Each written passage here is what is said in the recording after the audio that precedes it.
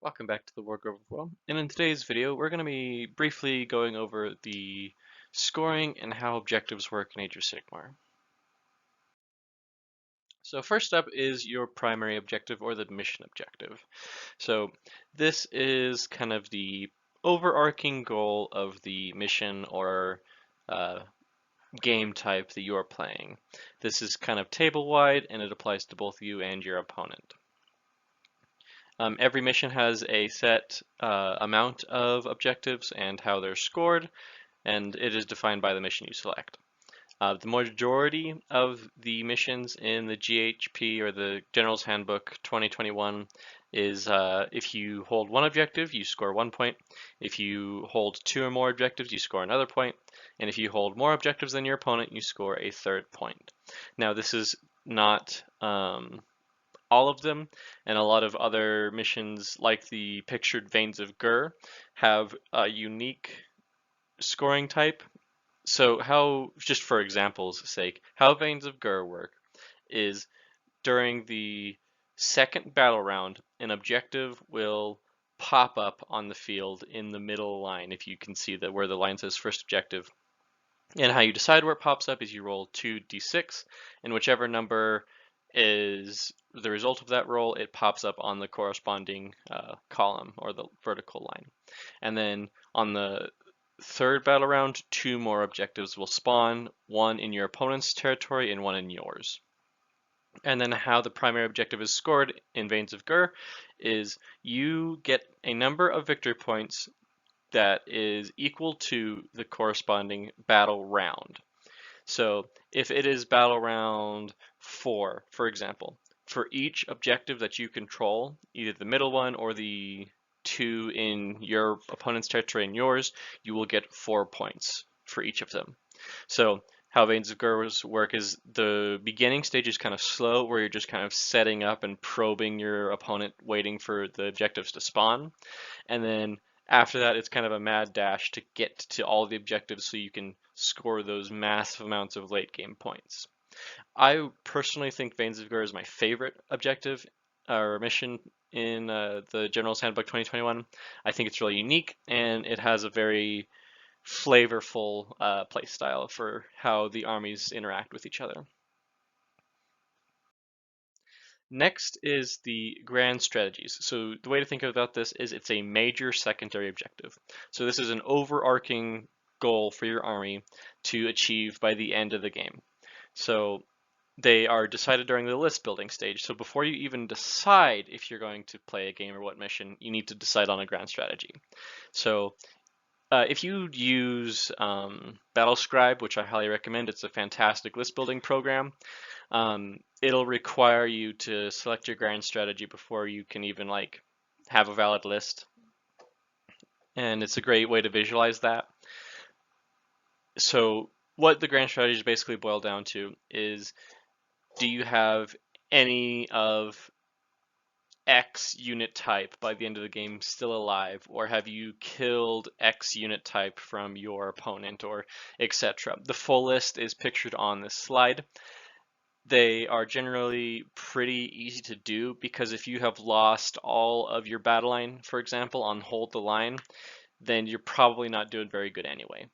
So grand strategies are very effective and nice, but they aren't necessarily game changing. They're just kind of something that you either expect to get or don't. There is some cases where a game is a little bit close, where you kind of should keep your grand strategy in mind, but really for a major secondary objective, it's less important than the minor secondary objective, which I'll go over next. Oh, and these are worth 3 victory points each. So if you go the full duration of the game and complete the conditions for your grand strategy, you get 3 victory points. Next up is the battle tactics, or the minor secondary objective. I think these are probably one of the more important, if not the most important way to score in Age of Sigmar 3rd Edition. Most battles are determined by who scored the most battle tactics. How you decide a battle tactic is at the start of your turn. For every battle round, you pick one from these tables. The General's Handbook battle tactics are pictured to the right. And it's essentially a little mini objective that your army needs to complete by the end of your turn. And each battle tactic can only be taken once. So if you decide to choose broken ranks, which is essentially get rid of a battle line unit from one of your opponent's starting army. If you complete or fail that battle tactic, you cannot choose it again. So it's very important to kind of judge, can I reasonably get this done this turn? Because if you don't, you miss out not only on the points, but on the opportunity to complete that battle tactic. Each battle tactic is worth 2 victory points, and you can complete them every time it's your turn. So by the end of the game, you can complete 5 of them for a grand total of 10 points. I think that these are innumerably valuable. They're really important, and kind of building an army around a strategy of which battle tactics should I use is very important. So just kind of something to note on a few of them. One of the more easier ones is Ferocious Advance. Generally, you want to pick this one turn 1 when you're not close enough to your opponent to kill anything. It states that you must pick 3 different units from your army, and they must all run in the following movement phase and finish that run within 3 inches of each other. And there's an added caveat of if the 3 units are monsters, you score an additional victory point. That is another kind of side thing for a lot of these battle tactics, is if you complete them with a monster unit, then you score an additional point. So another reason why monsters are so powerful in 3rd edition. Anyway, back to the topic at hand. You don't have to move their full distance for Ferocious Advance. You can just kind of have them jog in place. As long as they end their movement within 3 inches of each other, then they complete that battle tactic. Ferocious Advance is the easiest of the battle tactics to complete, because you technically don't have to do anything. You just kind of declare it, like say, I'm going to have this unit run, this unit run, and this unit run. As long as they end the movement phase within 3 inches of each other, you complete it. You don't even have to move. You can just kind of say they're jogging in place. So that's kind of a little tidbit on that one. Another little thing about these that I'd like to bring up is aggressive expansion. So a lot of missions will have objectives that are halfway into your territory but not wholly within. So you can choose an objective marker that is functionally inside of your territory for aggressive expansion. It's just kind of little things like that that I think are important to talk about.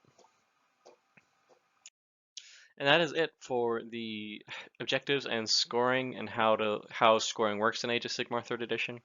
I think that knowing how to score and how the various battle tactics or grand strategies work is incredibly important in knowing how to be successful in this game. And many armies, including my dear Sylvaneth, they work best by playing to objectives or playing to scoring, because they won't be able to just flat out brute force their way to a victory. And there's quite a few quote unquote underpowered armies that is their MO. They have to play to objectives and scoring. So a lot of the times if you are playing a weaker faction, or if your faction just generally plays towards that play style, you need to think about, how can I deny my enemy points? How can I score the most points that I physically can, etc., instead of just brute forcing through the enemy. But anyway, if you enjoyed this video, please leave a like or a comment. And if you enjoy this type of content, please consider subscribing. You guys have been awesome lately. I've really been appreciating the kind words in the comment section and the support with views and likes throughout the past few weeks. So I just wanted to give a quick thank you guys. This is awesome. I could not ever have imagined that this channel would be going as well as it has. So hopefully we keep that up. This has been the Wargrove of Woe, and I'll see you guys next time.